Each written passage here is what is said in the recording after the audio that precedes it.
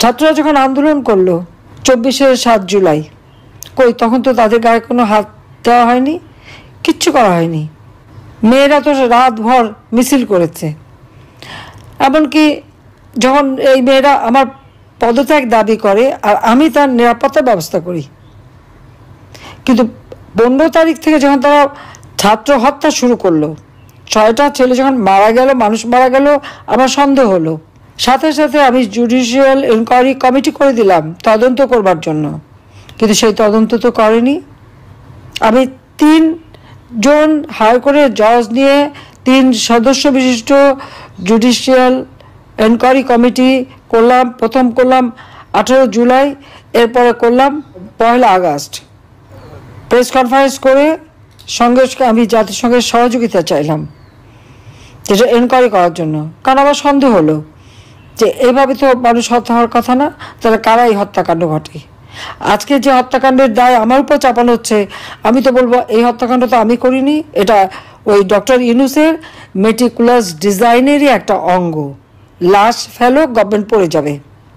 আর তারা জানে যে শেখ হাসিনা মানুষ খুন করে ক্ষমতায় থাকতে চাইবে না। যে মানুষের জন্য আমি উন্নয়নের কাজ করি তাদের গায়ে গুলি, এটা অন্তত আমার দ্বারা হবে না। এবং প্রত্যেকটা হত্যাকাণ্ড আপনারা নিজেও লক্ষ্য করে দেখেন, ওই আবু সাইদ কীভাবে মারা গেছে, তার মাথার পিছনে আঘাত ছিল। মুগ্ধ সেখানে তখন কোনো পুলিশের সাথে গণ্ডগোলই না, তার গায়ে গুলিটা কোথা থেকে এসে লাগলো। আজকে আপনারা লক্ষ্য করেন যাদের লাইসেন্স অস্ত্র আছে সেগুলি কিন্তু তারা জমা নিয়েছে, কিন্তু বেআইনি অস্ত্র যেখানে সেগুলি কিন্তু আজ পর্যন্ত উদ্ধার করে না। বেআইনি অস্ত্র যাদের হাতে ওই 7.62 বুলেট, তাদের অস্ত্র কেন উদ্ধার করা হচ্ছে না? তারা কারা? তারা ওই ইউনূসেরই বাহিনী, ওই সমন্বয়ক এবং যত জঙ্গি সন্ত্রাসী, যাদেরকে আমরা সন্ত্রাসী বলে গ্রেপ্তার করেছি, জঙ্গিদের গ্রেপ্তার করেছি, বিডিআরে যারা হত্যা করেছে, 21শে আগস্ট গ্রেনেড হামলা, সেই হলি অটিজেনের যারা, এবং অন্যান্য যে সমস্ত জঙ্গি সংগঠনগুলি পৃথিবীর বিভিন্ন দেশ যাদেরকে নিষিদ্ধ ঘোষণা করেছে, আমরা তাদেরকে যে বিচার করেছি, শাস্তি দিয়েছি। ডক্টর ইউনূস ক্ষমতাটা ওই ডাকাতি করে দখল করে নিয়েই কি করলো, সকল জঙ্গি সন্ত্রাসী খুনি সবাইকে ছেড়ে দিল। কেন? তার কারণ তার যে ক্ষমতা দখলের যে আন্দোলন, এটা কোনো জনগণের আন্দোলন না, ছাত্রদের আন্দোলন না।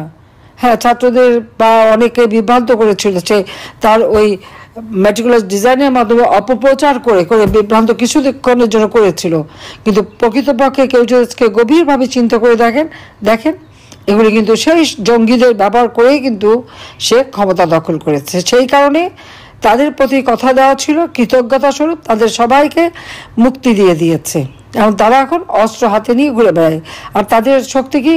ওই কিশোর গ্যাং, ড্রাগ অ্যাডিক্টেড, বেহারিপট্টির যারা, আর কিছু ছাত্রছাত্রী, এদেরকে হায়ার করে তাদেরকে ব্যবহার করে অস্ত্র দিয়ে নামিয়ে দিয়েছে। আজকে আওয়ামী লীগ দেখলেই তাদেরকে মারতে হবে, ছাত্রলীগ শুনলে তাদের মারতে হবে। কেন? ছাত্রলীগের দোষটা কোথায়? আজকে যে সমস্ত সমন্বয়করা ছাত্রলীগের সঙ্গে যুক্ত ছিল, ছাত্রলীগের কমিটি, কোনো না কোনো কমিটিতেও ছিল, এরকমও তো আছে, হয়তো মূল কমিটিতে না, বিভিন্ন কমিটিতে, যে কটা ঘটনা ঘটেছে প্রত্যেকটা ঘটনার পিছনে এদের হাত ছিল। তাই বদনামটা ছাত্রলীগের কাঁধে রেখে এসেছে, নিজেরা এখন একেবারে ধোয়া মানে পরিষ্কার পরিচ্ছন্ন হয়ে তারা চলে গেছে, তারা রিফাইন্ড হয়ে চলে এসেছে। ইউনূসের কেউ উপদেষ্টা, আবার নতুন দলও গঠন করেছে। অর্থাৎ ছাত্রলীগের থেকে যত অপকর্ম করে বদনামটা ওখানে রেখে, ময়লাটা ওখানে রেখে ওনারা রিফাইন্ড হয়ে চলে এসেছেন।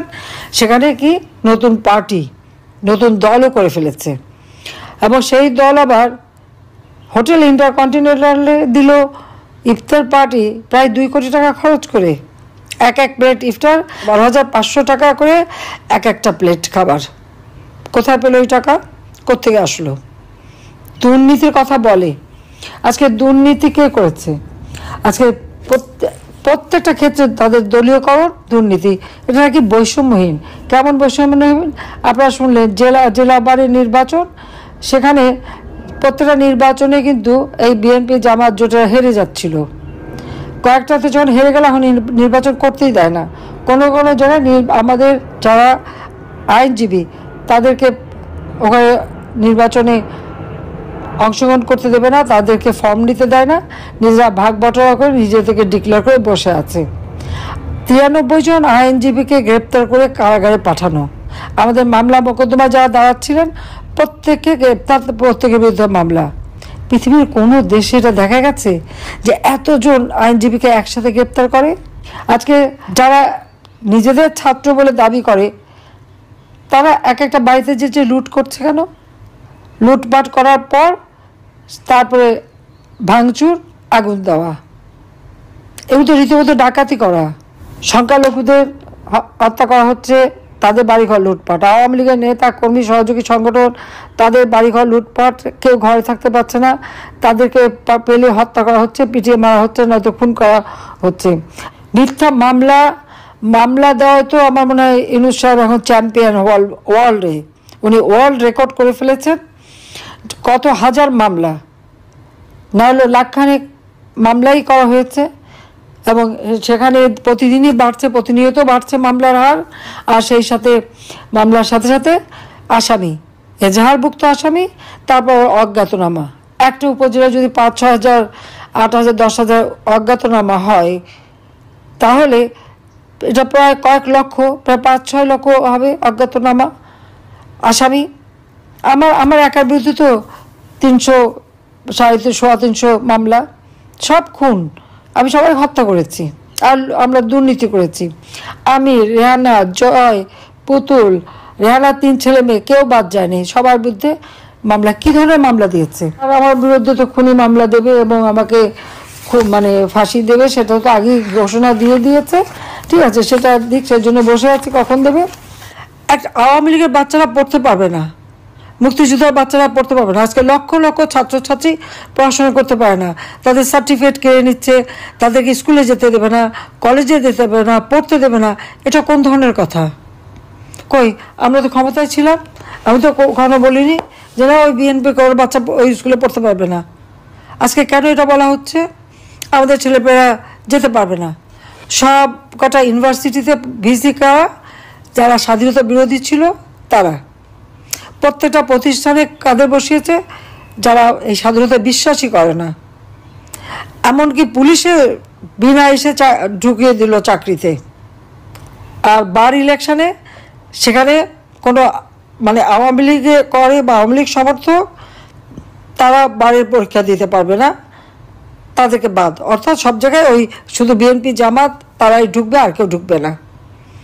তো বিএনপি তো লুটপাটে ব্যস্ত, আগুন লাগানো, লুটপাট, দুর্নীতি ব্যস্ত রয়ে গেছে।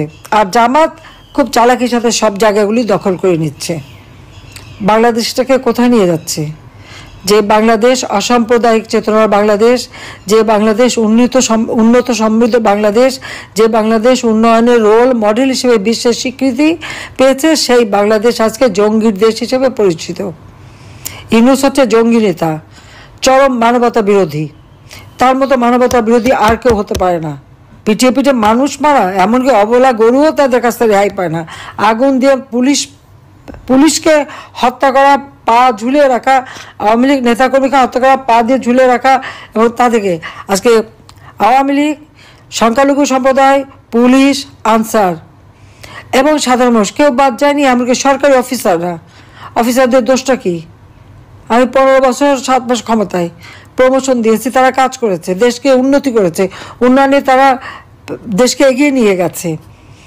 অথচ আজকে তাদের ওএসডি করা হচ্ছে, চাকরিচ্যুত করা হচ্ছে, মিথ্যা মামলা দেওয়া হচ্ছে।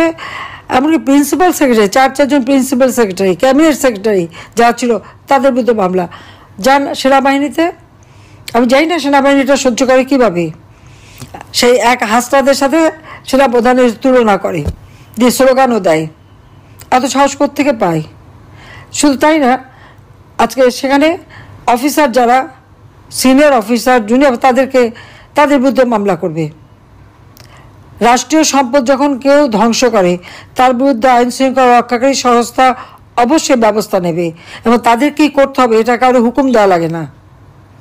তাদের সেটা কর্মসূচিতেই লেখা থাকে, রুলস অফ বিজনেসেই লেখা থাকে। যে কখন কোন স্টেপটা নিতে হবে। তো ওদের দোষটা কি? তাদের আজকে কারো পাসপোর্ট বাতিল, কারো বিরুদ্ধে মামলায় কোনো কেউ বাদ যাচ্ছে না। তাহলে ফ্যাসিস্ট কে আর দুর্নীতিবাজ কে? যার 4080 কাঠা জমি আছে সে, না 10 কাঠা জমির মালিক সে? একজন রাজনৈতিক নেতা যারা মুক্তিযুদ্ধ করেছে, যারা এদের স্বাধীন করে দিয়েছে, আজকে তাদেরকে এইভাবে অপমান এবং হেনস্থা করা। আগে শুনতাম মগের মূল্য, কিন্তু মগের থেকেও বেশি।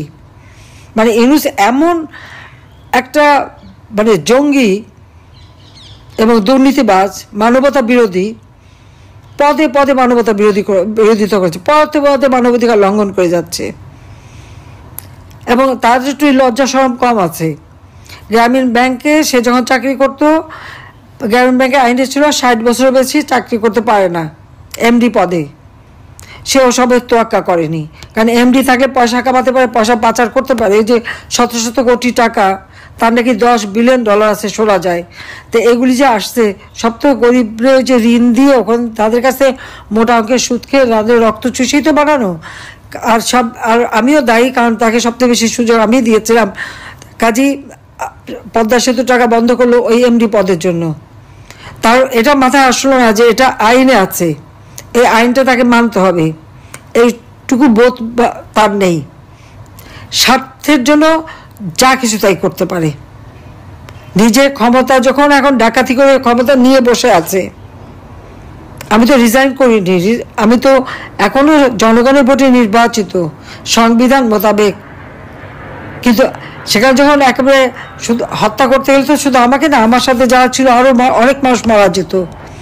যাক, আমি যেভাবে আমি কোন মতে কোন থেকে আমাকে নিয়ে আসা হয়েছে, সরিয়ে দেওয়া হয়েছে, সেটা আলাদা কথা। হয়তো থাকলে আরও রক্তপাত হতো, কিন্তু সেই রক্তপাত তো বন্ধ হয়নি। তো এই অবস্থান দেশটাকে তারা নিয়ে যাচ্ছে কোথায়? কাজে এখানে খালি নির্দেশের অপেক্ষা না, যার যার এলাকায় শেষে জনগণকে সাথে নিতে হবে। কারণ আজকে সব শ্রেণীর মানুষ কষ্ট পাচ্ছে।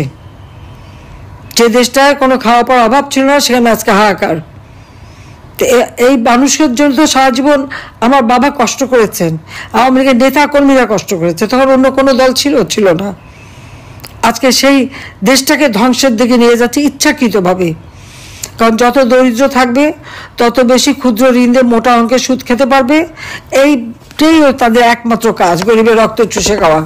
কাজে এই রক্ত চোষা খুনি, দুর্নীতিবাজ, জঙ্গি ইউনূসের হাত থেকে দেশ জাতিকে রক্ষা করার জন্য যার যা কিছু আছে তাই নিয়ে যেভাবে পারেন প্রতিরোধ গড়ে তোলেন, এবং গড়ে তুলতে হবে, দেশকে বাঁচাতে হবে, দেশের মানুষকে বাঁচাতে হবে। আর এই যে বিশ্বব্যাপী বাংলাদেশের ভাবমূর্তি নষ্ট করেছে, আবার বাংলাদেশকে ফিরিয়ে আনতে হবে শান্তির দেশ, অসাম্প্রদায়িক চেতনার দেশ, উন্নত সমৃদ্ধ দেশ। সেভাবে আমরা ইনশাল্লাহ গড়ে তুলব। এবং আজকে যত রকমের অপকর্ম, যত রকমের যা করুক, এর বিচার ইনশাল্লাহ বাংলার মাটিতে একদিন হবে। এই বিচার আমরা করবো। কিন্তু এত অন্যায়, তার অন্যায় অনেক বেশি বেড়ে গেছে। এখান থেকে মানুষকে মুক্ত করতেই হবে। ইনশাল্লাহ আমরা তা করব। এটাই আজকের আমাদের প্রতিজ্ঞা। সবাইকে ধন্যবাদ। জয় বাংলা, জয় বঙ্গবন্ধু, বাংলাদেশ চিরজীবী হোক।